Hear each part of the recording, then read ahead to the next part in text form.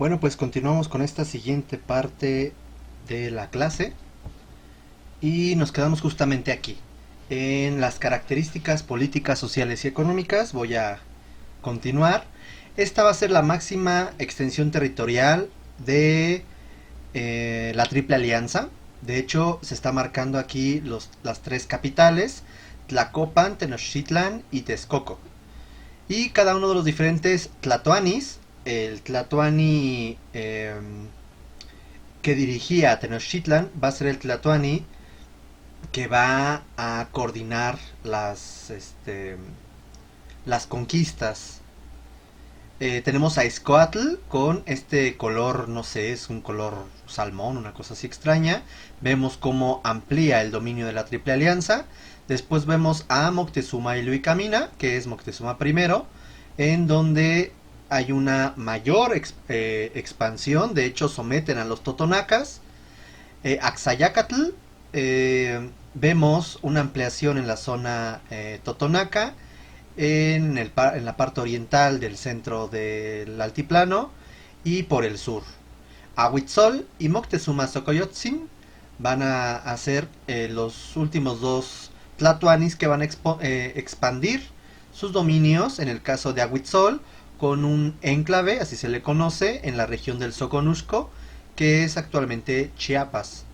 Eh, Se va a encontrar el sometimiento de los grupos eh, mixtecos, totonacas principalmente, y van a quedar algunos señoríos independientes, como son los tlaxcaltecas, Teotitlán, Yopitzingo, mal, no son imperios, pero bueno, los tarascos o purépechas, Metzitlán, en la parte de Hidalgo, eh, y entonces todas las demás regiones van a consolidar el llamado Sem Anáhuac entre el siglo XV y XVI. Fíjense cómo este poderío va a tener un control tanto del Golfo de México como del Pacífico. Por lo tanto, cualquiera que quisiera pasar por acá, a fuerzas tenía que pasar por la cultura mexica. Y de lado a lado. Entonces tenían todo el control económico, comercial de Mesoamérica. El problema fue que, y aquí tenemos unas imágenes de la matrícula de tributos, que los tributos impuestos a los grupos sometidos fueron muy altos. De hecho, en estas matrículas se registraron con mucho detalle los elementos, los recursos que tributaban las diferentes regiones sometidas por los mexicas. Desde ropa, pieles, armas, escudos, alimentos, algodón, de todo tipo de elementos decorativos, joyería, etcétera. Entonces era demasiado pesada la carga tributaria para estos grupos sometidos. Lo cual, si querían rebelarse, las tropas mexicas llegaban y te destruían prácticamente tu ciudad. Entonces no había de otra más que pues tratar de sacar lo que te pedían los mexicas periódicamente, hasta por debajo de las piedras, ¿ok? Esto va a ser algo que será una antesala para el apoyo de los a veces mal llamados traidores, ¿no? Porque muchas veces se les tacha a los tlaxcaltecas y totonacas, pues no. De hecho, los mexicas lo hicieron, llegaron, sometieron, destruyeron tu dios y pusieron a su dios tutelar. Quizás es un karma, ¿no? El manejo de las chinampas, que es una solución xochimilca, va a potencializarse con el desarrollo eh, de los mexicas, que no es más que otra cosa que juntar lodos, sedimentos, en el lago, aprovechando que el lago no era muy profundo, poner ahuejotes, que son estos árboles que tienen unas raíces que se van hacia, de forma vertical, hacia la profundidad, lo que le dan una estabilidad, una especie de cimentación. Ponían una serie de carrizos, de troncos, de estacas, con el cual se generaban estas chinampas, que prácticamente eran unas especies de islas artificiales, islotes, que se enriquecían con material orgánico de estos apantles o canales. Y en estas chinampas se cultivaba gran cantidad de vegetales que platicamos desde hace mucho cuando vimos lo que se desarrollaba en Mesoamérica. ¿Se acuerdan? Entonces, lo que es el maíz, diferentes hortalizas, tomate, chile, frijol, etcétera, se van a convertir entonces en huertos flotantes. ¿Cuál va a ser el problema? Que después van a querer construir viviendas ahí, ¿no? Y por eso los problemas, por ejemplo, en San Gregorio con el sismo, pues sí, construye una casa, pues obviamente se te va a caer. El mercado de Tlatelolco, en donde hoy en día se encuentra el gran convento de Tlatelolco, este era el lugar donde se juntaba el tianguis, el gran mercado. Llegaban los diferentes productos de diferentes regiones de Mesoamérica, comerciaban mediante el trueque y habían supervisores que estaban observando que no hubiera un intercambio poco equitativo de mercancía. Entonces, estos grandes mercados, hay que señalar, este era el gran mercado de Tlatelolco, pero cada uno de los barrios, y ahorita explicaré, cada uno de estos barrios tenían sus propios mercados más pequeños. ¿Cómo era la estratificación social?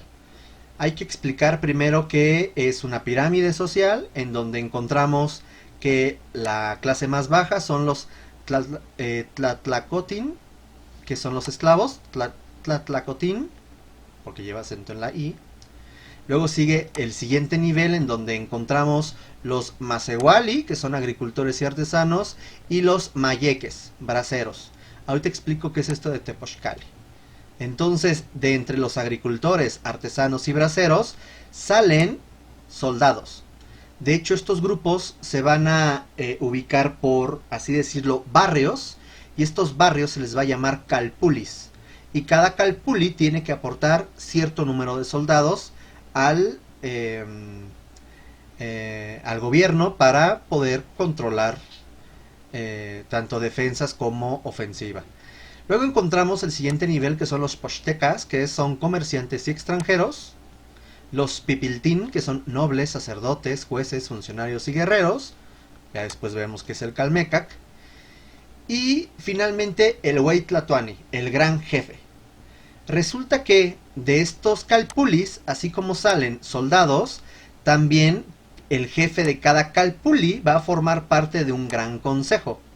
Y este gran consejo va a designar 4 electores, y estos 4 electores eligen a un tlatoani. Vean qué interesante la forma de gobierno. Entonces, este gran consejo se formaba por representantes de los calpulis y representantes de los pipiltín. O sea, las clases altas y las clases bajas, y entre ellos se organizaban para elegir 4 electores sin importar el nivel social para que ellos nombraran un gran tlatoani. Por lo general era un general al que nombraban, o un sacerdote y militar, que también lo había. La guerra va a ser uno de los hechos más importantes para la cultura mexica, para someter a los grupos rivales, a los grupos que van a ser tributarios, y para defenderse, ¿no? Con diferentes tipos de ropas. Por ejemplo, este tipo de como armaduras de amalgón, vaya. Estas armaduras de algodón se llama Ixcalpulipili, disculpen mi mexica, mi náhuatl, que es ropa de algodón, y encima de esta ropa de algodón se ponían un tlahuistlis, que es una especie de uniforme. Y este uniforme podía ser de un ocelote, de un águila, de un jaguar, etc. Pues con sus respectivas armaduras. Estas mal llamadas espadas, que no son espadas, funcionan como una espada, pero se llaman macuahuil. Tenían también ondas, tenían estas lanzas con puntas de obsidiana, lanzadardos. Tenían este que es bien interesante porque es como una alabarda medieval, nada más que tenía otro macehuatl, pero en un gran poste, ¿no? Entonces a distancia tú podías, imagínense eso, es un elemento de madera con piezas afiladas de obsidiana. Por ahí hay un video de YouTube en donde literal partieron el cuerpo de un animal, obviamente muerto, es muy filoso. Macanas, cuchillos de jade, etcétera, etcétera, etcétera. Y tenían diferentes rangos, tenían ¿cómo se llaman estas banderolas? Estandartes, etcétera. Era todo un caso la guerra mexica.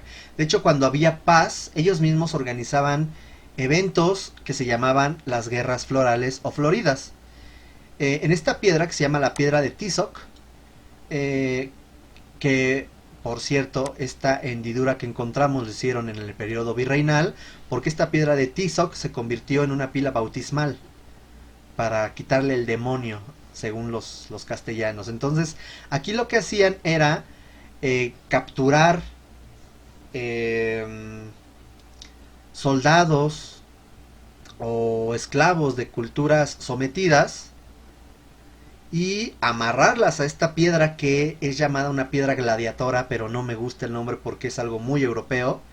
Le daban armas literal, vean aquí, de tela, de algodón, no eran armaduras, y te ponían a pelear con un guerrero águila, un guerrero de elite, para que perdieras y te sacrificaran sacándote el corazón. Entonces, bueno, esas son las guerras florales o floridas. ¿Qué pasa con el pensamiento y la religión? Es una cultura politeísta, creen muchos dioses, y animistas. Animista es cuando le das una energía vital a los fenómenos naturales, a las cosas, a los seres, incluyendo a los animales.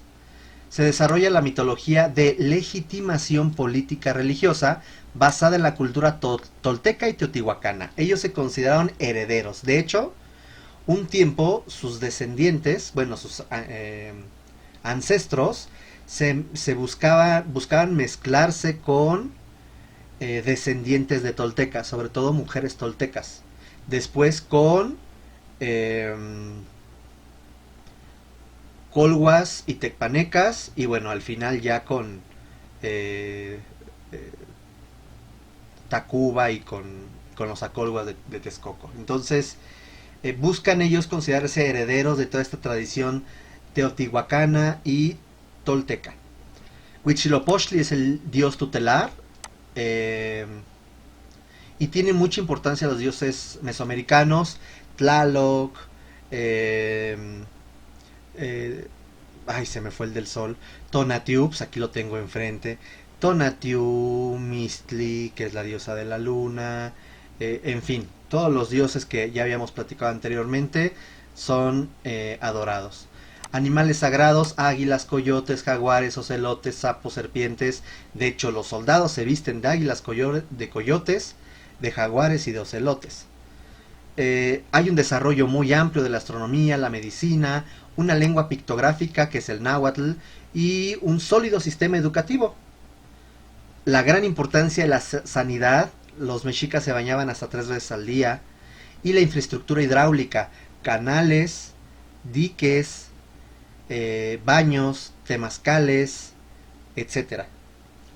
Escultura monumental con temas astronómicos, religiosos y militares, la creencia en el quinto sol, desarrollo de calendarios, y algo que heredaron de los toltecas, que son los sacrificios humanos, también llamados Tlacamitzilistli, y el uso del zompantli. El zompantli es un muro de cráneos.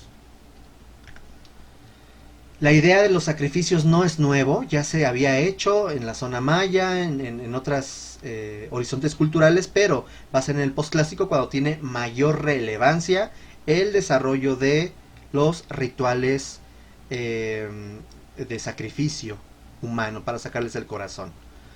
Para generar una serie de, estos se llaman zompantlis, que son postes con cráneos, ¿no? Entonces, bueno, este es Venus, no, perdón, este es el dios del sol, este es el fuego nuevo, ahorita explico eso, y ahí se ve un zompantli. Vamos, el calendario se divide en dos tipos. Un mes se va a formar por un uinal, que son 18 grupos de 20 días. Y cada día tenía el nombre de un animal, o de una casa, o de una cosa extraña, ¿ok? Un mes de 20 días más 13 días te formaba un calendario de 260 días, el cual va a ser un calendario religioso llamado Tonalpowali. Y hay otro que es un calendario de 360 días más 5 días que forman un año. Vean la exactitud astronómica de este calendario, que es el Shupowali, que es un calendario civil. Cuando el religioso, que es más corto, y el civil, que es más largo, coinciden en un punto, se habla de una renovación del ciclo. A esa renovación del ciclo se le llama atadura de años, y es cada 52 años, que es cuando celebran el fuego nuevo. Cada 52 años celebran que estos dos calendarios coinciden y se le llama Shunelpeli. Justamente el llamado calendario mexica está representando esto que es Tonatiuh y 1, 2, 3, 4 y los anteriores 4 soles. Ahí están los 5 soles. Y el del centro Tonatiuh está representado como el quinto sol. Y aquí viene un anillo con los 20 diferentes días que conforman un mes. Entonces este calendario es un Tonalpowali, que es un calendario religioso para saber qué días hay que hacer ceremonias, festividades, etc. Pero esta piedra monumental no iba expuesta o exhibida de forma vertical. De hecho iba de forma horizontal. Resulta que esto, de hecho esa piedra que se ve atrás, era parte de un altar. Un altar que muy probablemente era una especie de piedra gladiatora. Para ahí atar también en las guerras florales a los que van a sacrificar y pelear. Uf, hasta aquí vean todo el contexto para entender a los mexicas. Es una cultura muy interesante. Nos quedan 12 minutos para concluir la media hora. Muy seguramente lo vamos a concluir en la siguiente clase. Quiero ver qué onda con la ciudad. Seguramente veremos algo del Templo Mayor y hasta ahí llegaría el video de la clase de hoy para que la siguiente veamos la conclusión de este tema. Vamos a ver por lo menos la ciudad. Resulta que en 1325, cuando los mexicas se instalan en esta región, aquí hay 1, 2, 3, 4 y 5 islas. Tultenco, Mixuca, esta que es propiamente la isla primitiva de México, Tenochtitlan, Tlatelolco y Nonualco. Y ahí es donde, a través de una serie de acequias, que son estos elementos que parecen caminos, calzadas, puentes de madera, etcétera, van a unirse a este recinto ceremonial. Pero es bien importante que aquí ubiquemos varias cosas. Por ejemplo, el número 10 es un zoológico de fieras. Se le llama la Casa de Fieras. El día de hoy ahí se encuentra la Torre Latinoamericana. Por lo tanto, aquí más o menos lo que estoy dibujando sería eje central, para que nos ubiquemos. ¿Ok? Esto sería Pino Suárez hacia la calzada de Tlalpan. Esto es actualmente San Lázaro. De hecho, ya había un puerto llamado el Puerto de San Lázaro. Porque, pues, para irte a Texcoco... No, Puerto de San Lázaro, pues si no existía San Lázaro. Puerto de Texcoco, perdón. Ahí te embarcabas para irte a Texcoco. Y existe una serie de barrios que aquí no se alcanzan a ver claramente, pero ahorita en la siguiente imagen los explico mejor. Afuera del recinto ceremonial, de hecho aquí en el número 8, vamos a tener algo que se llama la plaza principal. De hecho, me paso a la siguiente diapositiva, se ve mejor. No me gusta porque aquí está muy idealizada la traza de las, por así decir, manzanas. Este es más real. De hecho, esta inclinación es lo que hoy en día se conoce como República de Perú, que si alguien ubica esa calle es inclinada, justamente como esta. Aquí está la Viga o Roldán, que se dirige hacia la calzada de la Viga. Es la calzada que va hacia el Tepeyac. Esta es la que va hacia Tacuba, lo que hoy sería Puente de Alvarado, Juárez, no, Hidalgo, perdón. Aquí iría Juárez. Juárez todavía no existe, ni el personaje ni la calle. Aquí podemos ver lo que es el Zócalo capitalino, se encuentra aquí. Entonces podemos ver que el Zócalo capitalino estaba fuera de este recinto ceremonial. Y aquí como un barrio, como un suburbio, como un segundo núcleo se encuentra Tlatelolco, el recinto ceremonial de Tlatelolco y lo que sería el mercado de Tlatelolco. Quiero que veamos cómo existen claramente 4 calzadas, una hacia el embarcadero a Texcoco, otro hacia Chapultepec y calzada de Tacuba, otro hacia la calzada de Iztapalapam, otro que iría hacia la calzada de Tepeyacac y de lo que sería Tlatelolco se va una hacia Tenayucan y otro hacia Tlacopan. Existen 4 barrios, el barrio de Moyotla, el barrio de Soquiapan, el barrio de Atzacualco y el barrio de Cuepopan. Estos barrios se llaman calpulis y cada calpuli tenía una escuela, tenía un mercado y tenía un teocalli, o sea, un templo. En cambio, en el caso de Tlatelolco hay un montón de barrios que no voy a mencionar. Es, digamos, un poco más desorganizada esta zona. Este era el centro de México Tenochtitlan. Aquí hay una reconstitución en donde podemos ver Tepeyac, Tenayucan, aquí está Chapultepec. Me voy a regresar. ¿Dónde está? Aquí. Este es más claro. De hecho, vean. Esto es Azcapotzalco. Esto es Tlacopan. Acá se encuentra Huitzilopochtli, que es hoy en día Churubusco. Acá se encuentra Mexicalcingo. Y son como principales asentamientos. Esto es la Magdalena Mixhuca, donde está Ciudad Deportiva.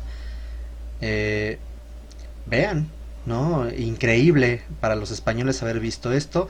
Este se llama el Albarradón de Netzahualcoyotl, que lo que buscaba era evitar que las aguas saladas se mezclaran con las aguas dulces.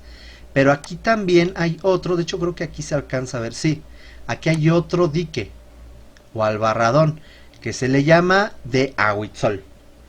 Entonces tenían una infraestructura que buscaba evitar que se mezclara el agua salada con la dulce y evitar que la ciudad se inundara, porque subía mucho el nivel del agua y se inundaba la ciudad. Ok, entonces está el dique o albarradón de Netzahualcoyotl, que se une de Iztapalapan a Nueva Atzacualco. Y el dique o albarradón de Ahuitzol. Y bueno, esta imagen aquí podemos encontrar que hay de todo tipo de infraestructura.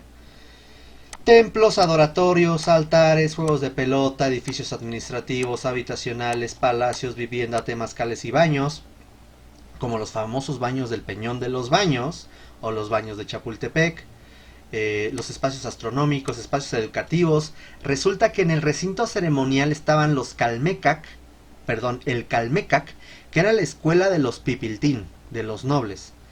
Y también existían los Tepochcali, que eran escuelas que se encontraban en los diferentes calpuli para la gente de menor recurso y estrato social.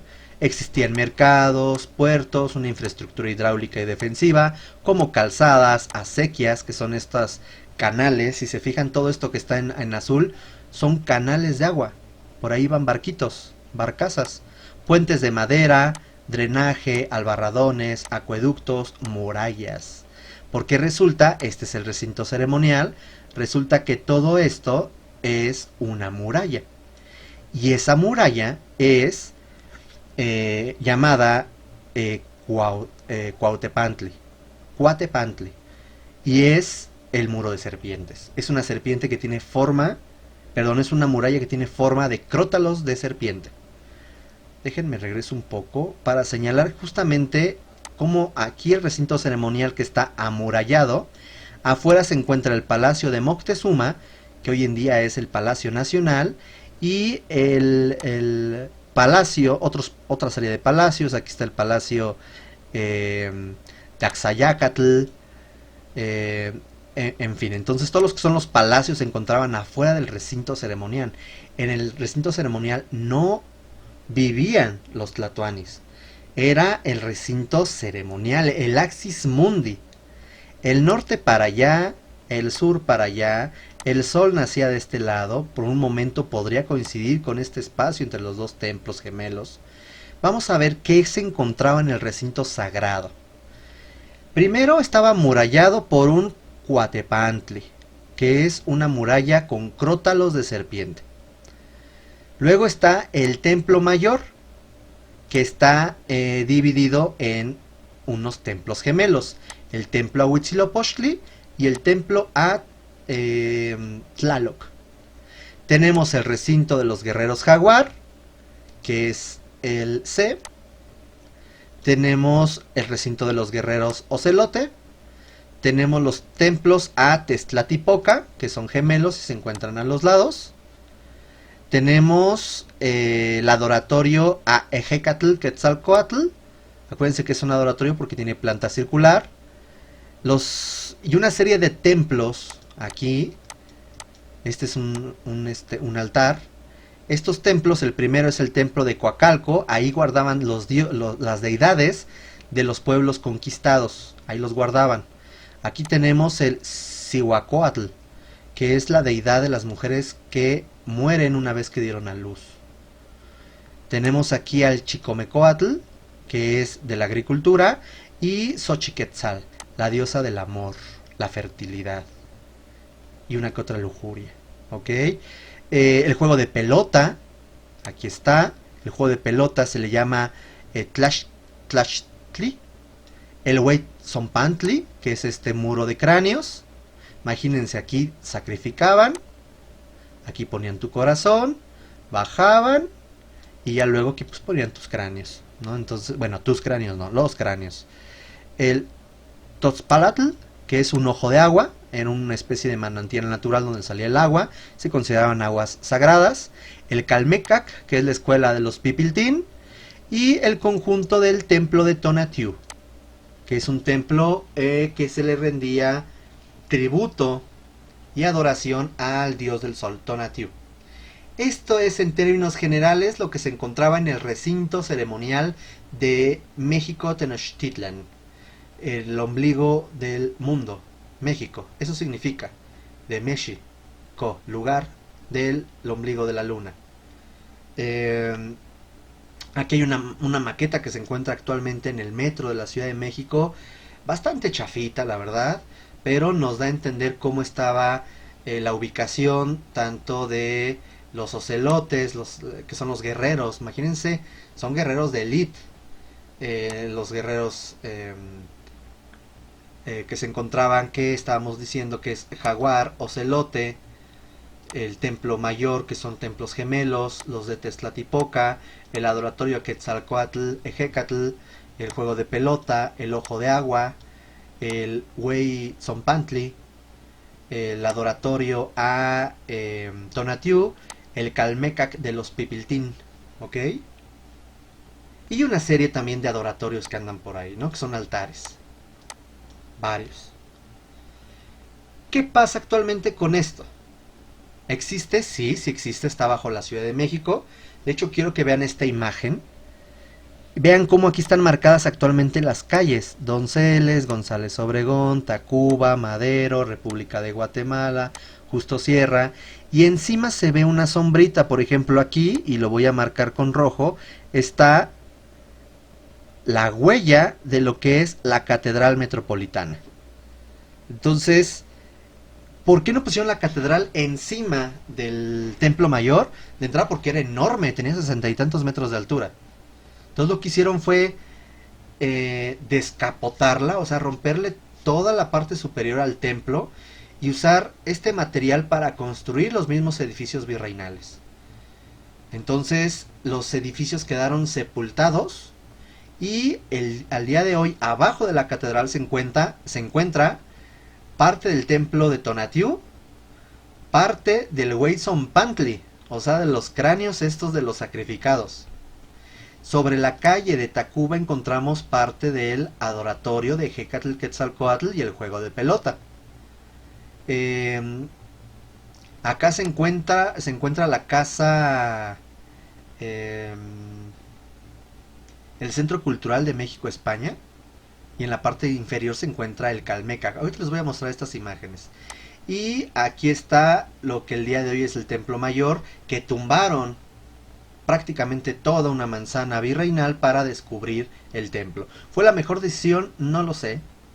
Quizás hubiéramos buscado generar espacios subterráneos como hay en otros lados en Europa para visitar el recinto, porque esto está generando un abufamiento. Esto quiere decir que está emergiendo el recinto ceremonial y todos los edificios virreinales de la zona están comenzando a tener fallas estructurales constructivas debido a estos eh, cambios en el nivel del suelo. Entonces es complicado. Vamos a ir viendo, por ejemplo, esto. Yo tuve la fortuna de estar en la cimentación de de la basílica, de la catedral, con pilotes de madera, que ya después tienen otro tipo, lo van a ver en el siguiente semestre, tiene otro tipo de cimentación, y aquí podemos ver el símbolo de Tonatiuh. Aquí está parte del templo de Tonatiuh abajo de la catedral metropolitana. Entre la catedral y la calle de Tacuba se encontró vestigios del Huayzonpantli. Vean qué tenebroso se ve esto. Aquí esto se encuentra por el Metro Pino Suárez. Vean cómo esto es parte del basamento de un palacio virreinal, hoy museo de la Ciudad de México. Vean, ahí hay claramente las fauces de una serpiente. Vean cómo se reutilizó las piedras de este recinto. Y el gran monolito de la Tlaltecutli, que se encontró justamente en la llamada Casa de las Sajaracas, que tumbaron allá por el 2004, que el día de hoy es el nuevo acceso al Templo Mayor. Esto se encuentra abajo de el Centro Cultural de México, España, y son los vestigios del Calmecac de los Pipiltín. Y estos son almenas que se encontraban en la parte superior del Calmecac. Lo que se encuentra son realmente núcleos de piedra y una serie de acabados parciales. Hay estucos, hay pisos originales, hay la evidencia del inicio de unas columnas y hasta ahí. No hay más vestigio. Y aquí está el recinto de la ciudad del Templo Mayor. Vean, todo esto es el emplazamiento del Templo Mayor. Esto es parte de lo que es de los guerreros jaguales, vaya, de los guerreros jaguares, y aquí se encontraba el templo Tezcatlipoca, que obviamente no se puede ver, y aquí en estos edificios, que son joyas virreinales, se encuentran la casa de los ocelotes y el templo de Tezcatlipoca. Actualmente aquí había una casa, la de los Sajaracas la tumbaron, ahora el acceso es por acá. Y entras al museo. Este es el museo del Templo Mayor. Quiero que veamos estas vistas aéreas. Yo cuando fui en la primaria, yo no entendí ni un carajo de lo que estaba pasando. Yo dije, ay, qué cosa más rara. Hay escaleras y bajas, escaleras y bajas, escaleras y bajas. Qué raros son estas personas. Ya después entendí que son las diferentes etapas constructivas. Hay 7 etapas constructivas y la que vemos aquí es la segunda etapa constructiva. Tiene aún vestigios de estuco y de pintura, por eso tienen esta muy bonita y agradable cubierta verde. ¿Ok? Vamos a ver esta fotografía, justamente es de este pasillo que está aquí. Resulta que esto era antes la calle. Vamos a ver cómo se llamaba la calle. La calle, pues la continuación de la calle de Tacuba, que se convirtió en República de Guatemala. Y durante el gobierno de Porfirio Díaz, ahí se puede ver. Ahí pasaba la calle, justamente esta es la calle. Entonces metieron un entubado de ladrillo, que es esto, que también es parte ya de la arqueología, que está muy bien hecho. Esto era el drenaje. Y resulta que estuvo a nada de destruir el templo de Huitzilopochtli. Pero no, se salvó el templo. Y ahí está, aquí podemos ver el sistema constructivo, que son núcleos de muro y piedras en laja, careadas para formar los escalones. Vemos aquí las diferentes capas, aquí hay una capa, otra capa, otra capa, otra capa, y aquí hay la segunda, y la primera es de barro al interior. Ya prácticamente no hay vestigios por la cantidad de agua que absorbió el edificio. 2, 3, 4, aquí hay otra, 5, 6, 7. Ahí están las 7 capas. Por eso se ven diferentes taludes, porque son las diferentes 7 etapas que conforman el templo mayor. Vamos a dejar aquí la clase del día de hoy. Nada más quiero yo decir algunas cositas previas. Quizás sí cuento rápido esto. Antes de hablar del análisis arquitectónico del edificio, que lo dejaremos para la siguiente clase, quiero enfatizar que aquí está la Coyolxauhqui. La Coyolxauhqui, esta es una réplica de la Coyolxauhqui, se encuentra al pie de lo que eran las escalinatas al templo de Huitzilopochtli. Esto es porque ahí se realizaba una ceremonia que tiene que ver con la cosmogonía y con la importancia de este templo. Recordemos que este templo es un axis mundi. Está orientada la nuca hacia la salida del sol y la frontalidad hacia la plaza, el recinto ceremonial. El templo a Tlaloc, que adentro tenía un Tlaloc, nos está señalando que la cultura mexica dependía mucho de la lluvia para tener la agricultura. Pero la fuente económica, además de la agricultura, fue la guerra. Y Huitzilopochtli es el representante de esta guerra. Vean qué bonito y claro se ve lo del drenaje de Porfirio Díaz, ¿no? Qué chulo. Bueno, entonces les explico brevemente esta historia cosmogónica que tiene que ver con el nacimiento de Huitzilopochtli. Para entender esto, y hasta aquí llegaría nuestra clase del día de hoy. ¿Se acuerdan que cuando les mencioné el peregrinaje de los mexicas, mencioné por ahí un lugar llamado Coatepec, que era Cerro de la Serpiente? No es Cuautepec es Cerro de las Águilas. Este es Coatepec, Cerro de la Serpiente. Resulta que ahí se encontraba una mujer, una deidad, de nombre Coatlicue. Y Coatlicue, que es esta bella dama, que tiene una falda de serpientes, el busto lo está recubriendo con manos y corazones, su cabeza es de serpiente, y bueno, pues es una cosa medio extraña, ¿ok? Resulta que ella era viuda, su pareja era Mixcoatl, dios de la galaxia, de la Vía Láctea, perdón, y de las tempestades. Él había muerto. Entonces era una diosa viuda. Estaba barriendo un templo hasta arriba del Coatepec y de pronto cae una pluma de un ave. La ve y dice, ay, qué bonita. La guarda entre su ropa a la altura del vientre, sigue barriendo y cuando busca la plumita resulta que ya no está la plumita y ya tenía panza, se embarazó. Por cierto, ¿les suena algo esta historia? Algo de que de pronto un ave te embarace. Demasiado curioso, ¿no? Bueno, entonces que se embaraza. Y ella tenía hijos. Nada más y nada menos que tenía 400 hijos y una hija. Esos 400 hijos se les llaman los 400 surianos. Y estos 400 surianos fueron y le dijeron a la hija, oye, ¿qué crees? Que nuestra mamá nos ha ofendido y deshonrado, porque está embarazada y quién sabe de quién sea. La hermana de ellos, que se llama Coyolxauhqui, dijo, hay que honrar la memoria de nuestro padre y darle muerte a nuestra madre. Qué agresiva, ¿no?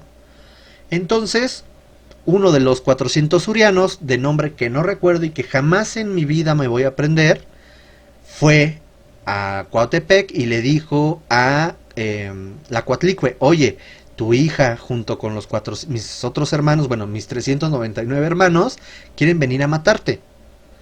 Entonces ella entró en angustia y desde adentro de su cuerpo, Huitzilopochtli le habló y le dijo, mamá, no te preocupes, yo ahorita te hago el paro. Entonces, pues que ahí vienen, y Huitzilopochtli le pregunta al suriano que anda por ahí, ¿por dónde andan? No, pues que ya vienen por ahí, ya los veo. Ah, oye, ¿por dónde andan? No, pues ya están aquí en las faldas del cerro. Oye, ¿por dónde andan? Pues ya está subiendo, ya están aquí, ya huelen a violencia. Y en ese momento sale del vientre de la Coatlicue, no se especifica si por cesárea o por parto natural, ¿verdad? Pero quiero entender que lo que haya sido dolió mucho porque salió con todo y armadura.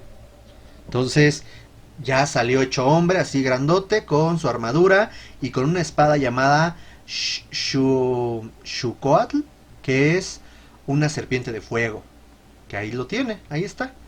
Entonces en ese momento llega la Coyolxauhqui, su hermanito la recibe con mucha amabilidad y con la Xucoatl la decapita, le corta la cabeza, su cuerpo comienza a rodar hacia las faldas del cerro y justamente por el peso y la topografía se empieza a desmembrar el cuerpo y cae al pie del mismo cerro el cuerpo de Coyolxauhqui desmembrado.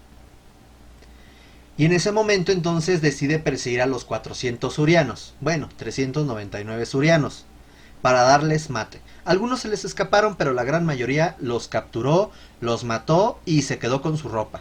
Se empezaba a poner, imagino cuántas capas y cuántos escudos traía, pero pues como loco andaba, pues defendió a su mamá. Bueno, ¿y todo esto para qué? Huitzilopochtli tiene una advocación solar, no es el sol. El sol está aquí y es Tonatiuh. Es una advocación solar, es un dios de la guerra con una advocación solar. Y la Coyolxauhqui no es la diosa de la luna, es una diosa con advocación lunar. Porque la diosa de la luna es Mistli, que se representa así con un conejo en el centro.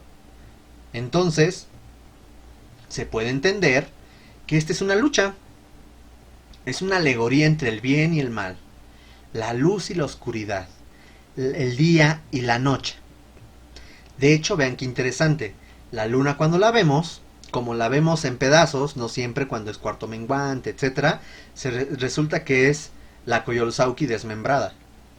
Entonces, periódicamente lo que hacían era representar esta idea de que esto era el Cuautepec, este cerro sagrado, en donde Huitzilopochtli, defendiendo a la Coatlicue, desmembraba y decapitaba a su hermana la Coyolxauhqui, y los 400 surianos representan las estrellas.